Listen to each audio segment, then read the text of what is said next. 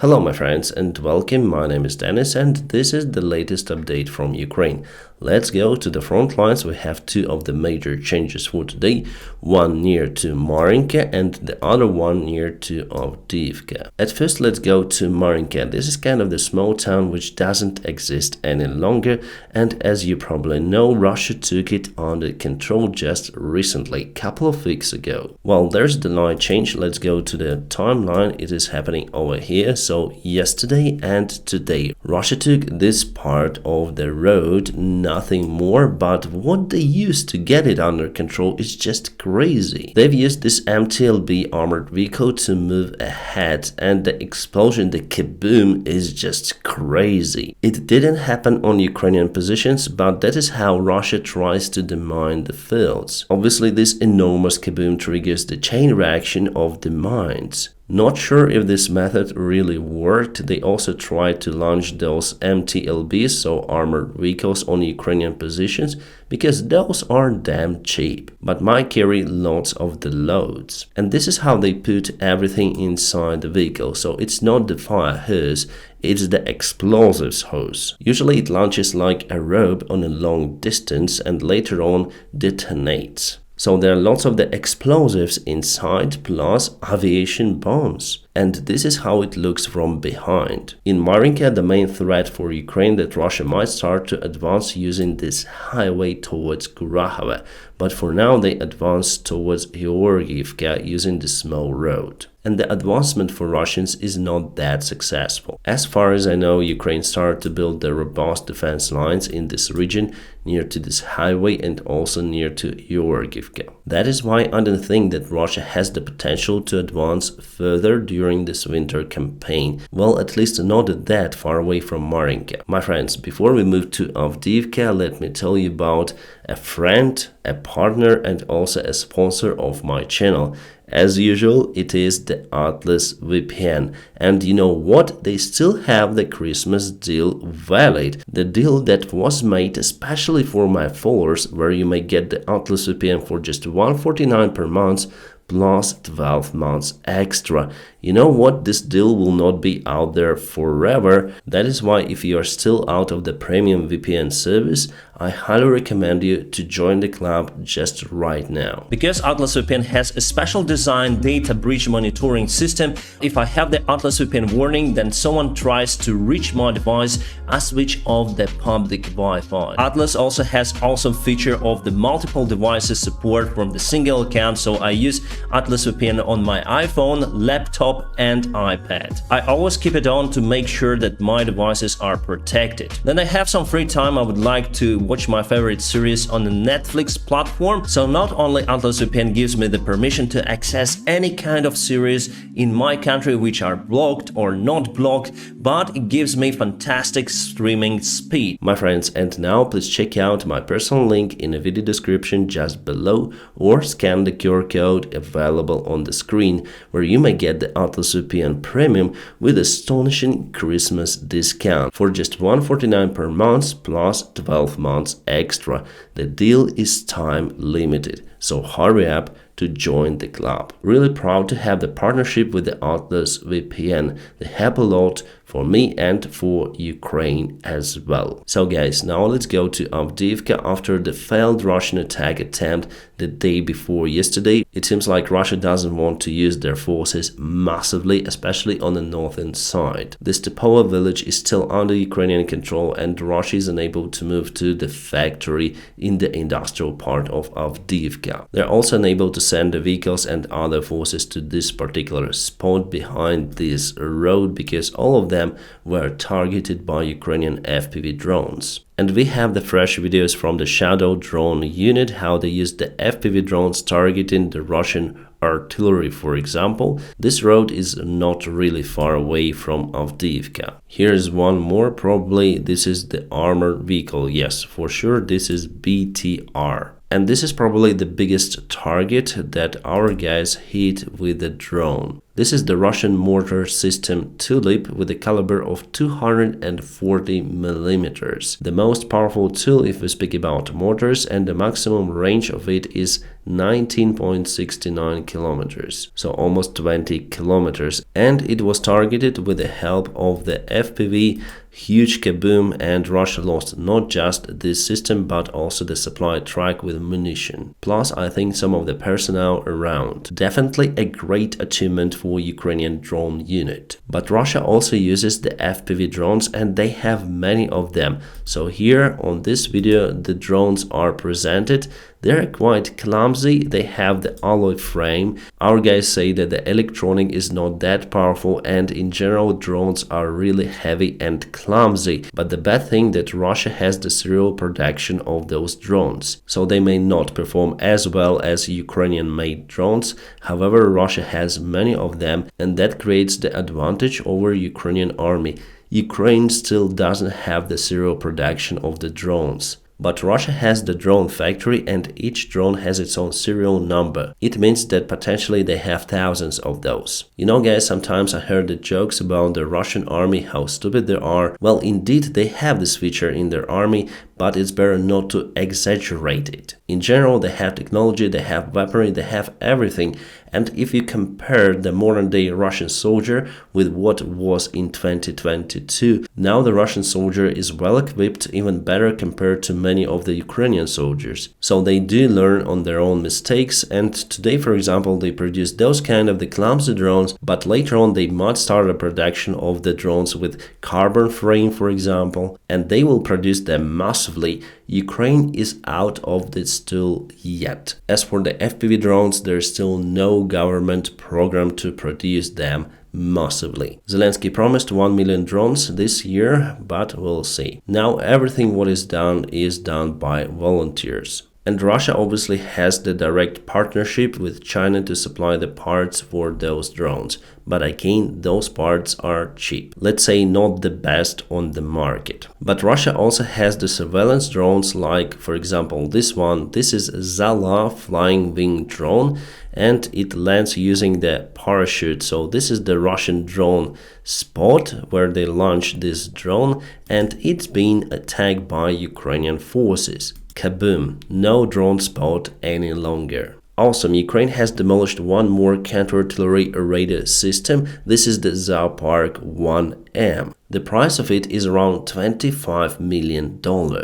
It is like 12 modern Russian tanks. I guess that HIMARS was used for this one, and also it shows that Ukraine has the surveillance. We have the drones that are able to spot the enemy targets behind the front lines, far behind. Before, only Russia had this tool, for example using their Orlan drones or Zala, which you saw on the previous video. But Ukraine has developed its own drones, plus we have some of the supplies, for example, from Germany. They send us the drones especially made for the long-range surveillance. Those drones are less than Bayraktar TB2, so they are hard to spot. By the way, Bayraktars are also flying. I know about it because I know the guys who fly those. Alright, the Russians were able to get closer to Ukrainian Leopard tanks, which were damaged significantly over here. And what they did, they started to film some of the TikTok, but it didn't go well for them, because after a while those Russians got the final selfie from the FPV drone. So here's the Ukrainian Leopard that was damaged, and those are the Russian soldiers. Let's go back to the map, because Russia is unable to advance on their classical directions towards Avdiivka. They start to go towards Pervomaisk. So we have the update on this part today. It was yesterday, it is today. They propelled forward to this road, crossing this small river. Well, sometimes it's hard for me to understand the Russian logic. They tried to assault with their major forces at least 2 of the times, trying to encircle Avdiivka, but after they failed, they start to expand all of their attack vectors elsewhere. I think it's kind of the useless waste of the forces after all, because they disperse them in this wide area, which makes the defense of Avdiivka for Ukraine more profitable. The Ukrainian army command shared the information that the Ukrainian army was capable to move towards Verbova, taking some of the territories in this place. Well, what can I say? Yet there is no confirmation about the Ukrainian success near to Verbova. Well, maybe we'll have some of the updates for tomorrow from this spot. The last week, Russia was quite successful in the area, taking this part of the ground. Also, according to the information coming from the different sources, Russia started their attack towards Novomikhailivka, so far unsuccessfully. The Novomikhailivka is located just on the south from Marinke, and I would say that Russia is unable to advance towards Grahovo without taking all of those settlements under control, because Ukraine has the potential to strike Russians back if they try to advance further. That's why we see this picture in Novomikhailivka. Russia uses aviation bombs, gliding bombs, and even the ballistic missiles. As you see, Russia tried to advance using their armored vehicles and tanks, but those attacks were unsuccessful because we see the symbols of the burning Russian armored vehicles and tanks. I just hope to receive the drone images of those failed Russian attacks. About the losses, statistics comes with a little delay that is needed for processing the information, the drone videos, photos from the front lines and other stuff. So from 28th of December till 1st of January, Russia lost 144 units, Ukraine 81. We are speaking about all of the front lines. As you see, even though there is no huge advancement from any kind of the side, but still the losses are quite heavy. Lots of the tanks and armored vehicles from each side. Ukraine obviously loses less compared to the Russian army. I will share this information on my Telegram channel because there are lots of the stuff, lots of the vehicles, and the tables are very big. Alright, finally it's been confirmed that Ukraine is using the Indian-produced artillery shells of 155 caliber.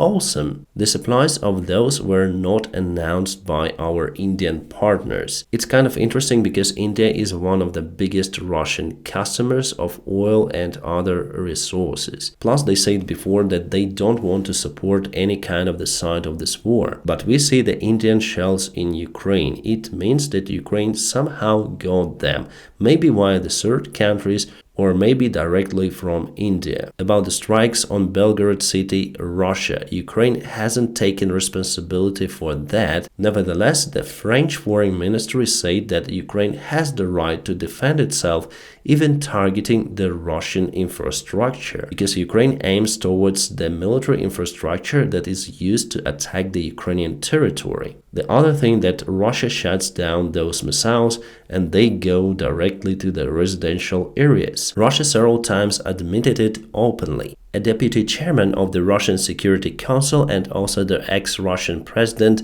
Dmitry Medvedev wrote the following words. He said, "We have never liked French.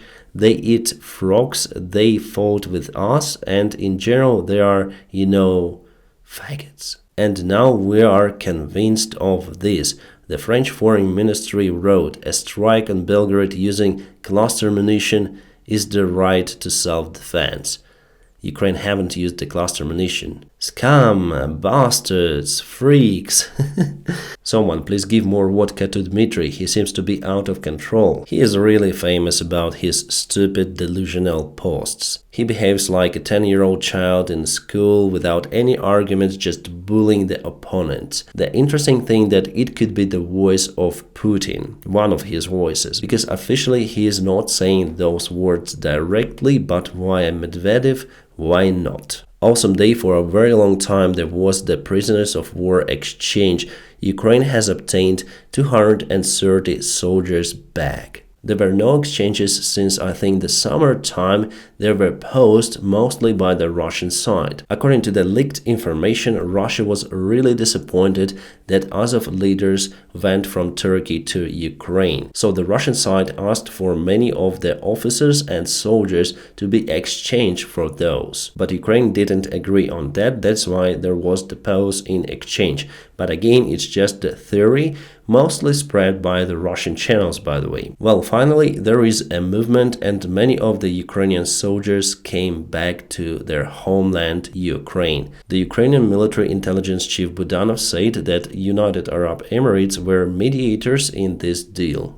The United Nations Human Rights woke up after 2 years of war in Ukraine, so they came out with a robust and prompt statement, alarming escalation of hostiles, dozens of civilians killed in Ukraine and Russia. That is why we have this notice. International humanitarian law prohibits attacks on civilian objects. Obviously, Russia bombs Ukraine for 2 years, and after there are just a couple of the kabooms in Belgorod, they came out with this notice. By the way, kabooms, as I said to you, were caused by the Russian air defense. And de-escalate, please, because Ukraine is able to respond against the Russian attacks on its civilian infrastructure. On his press conference, Kadyrov said that he wants to establish the new law in Chechnya. So if someone conducts the criminal act of murder, the relatives of the murderer also got punished and even killed. He said that it's the old law of the region and relatives should be responsible for the crimes committed by individuals.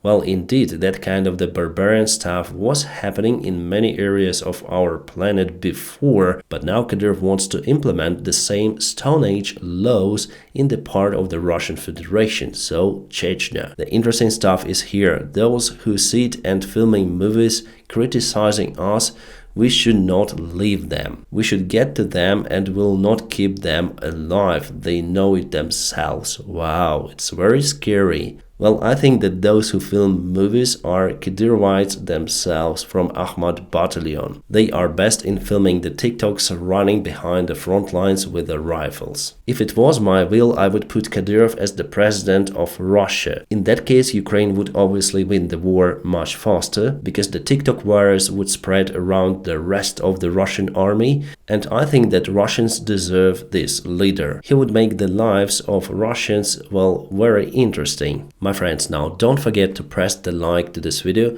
By doing so, you help me a lot. Also, please check out my personal link in the video description just below, where you may find the Atlas VPN Premium with astonishing Christmas discount. The deal is time limited, so I highly recommend you to join the club. My friends, I wish you all a peaceful sky wherever you are and have a great time.